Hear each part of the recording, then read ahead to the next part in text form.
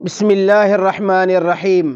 میرے محترم سامعین، آج جو میں آپ کی خدمت میں شرعی مسئلہ ذکر کروں گا اس کا عنوان ہے اگر دونوں سلاموں کے بعد سجدہ سہو کیا تو نماز کا کیا حکم ہے۔ میرے محترم سامعین، اس شرعی مسئلہ کا جواب خوب توجہ سے سماعت فرما لیجیے۔ ایک روایت کے مطابق تو جائز ہے، مگر قوی بات یہ ہے کہ ایک ہی طرف سلام پھیرے۔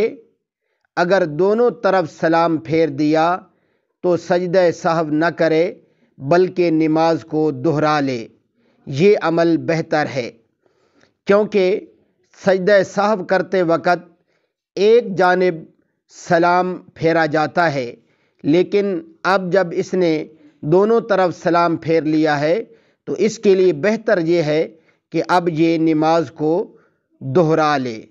وآخر دعوانا ان الحمد للہ رب العالمین۔